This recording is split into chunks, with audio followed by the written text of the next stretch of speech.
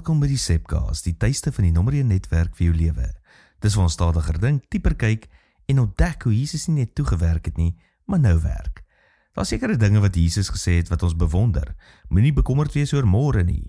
Doen aan ander wat jy wil hê hulle aan jou moet doen. Vra en vir julle sal gegee word.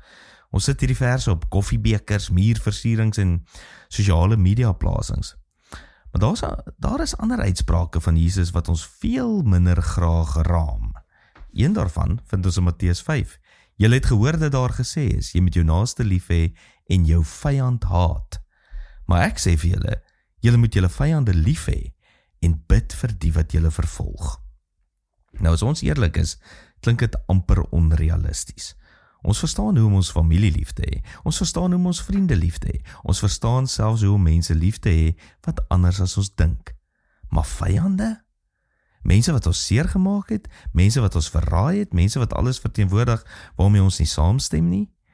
Dit voel onmoontlik. En miskien is dit presies die punt. Want Jesus gee nie hier bloot goeie raad nie. Hy beskryf hoe die koninkryk van God werk. Let op wat hy sê, sodat julle kinders kan wees van julle Vader wat in die hemel is. Want hy laat sy son opgaan oor slegtes en goeies, en hy laat dit reën op regverdiges en onregverdiges. Met ander woorde, God se liefde word nie bepaal deur die waardigheid van die ontvanger nie. Dit vloei uit die karakter van die gewer. God gee sonlig aan mense wat hom liefhet en aan mense wat hom verwerp. Hy stuur reën vir mense wat dankbaar is en vir mense wat hom ignoreer. Hy's goed omdat hy goed is, nie omdat mense dit verdien nie.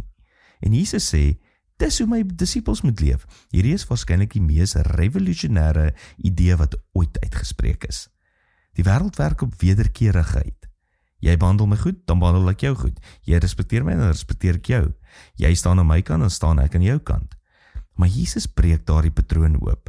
Hy nooi ons om mense nie te behandel volgens wat hulle verdien nie, maar volgens wie ons besig is om te word. Dit beteken nie dat ons misbruik goedkeur nie. Dit beteken nie dat ons geen grense het nie. Dit beteken nie dat ons onreg ignoreer nie. Maar dit beteken dat ons weier om toe te laat dat haat die vorm van ons hart bepaal. Prakties beteken dit dalk dat jy hierdie week bid vir iemand wat jy moeilik vind. Dit beteken dalk dat jy ophou om iemand as 'n vyand te sien en begin vra wat in hulle lewe gebeur het. Dit beteken dalk dat jy ophou om elke gesprek as 'n geveg te benader wat gewen moet word. Want elke keer wanneer ons dit doen, ontdek ons iets merkwaardig.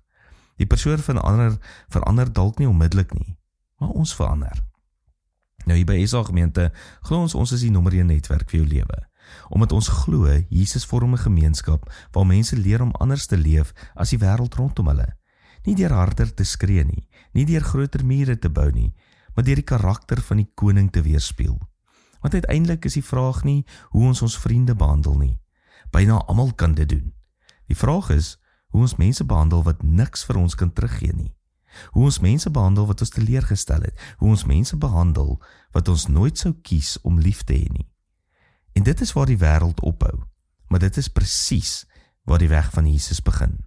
Tot môre, mooi loop.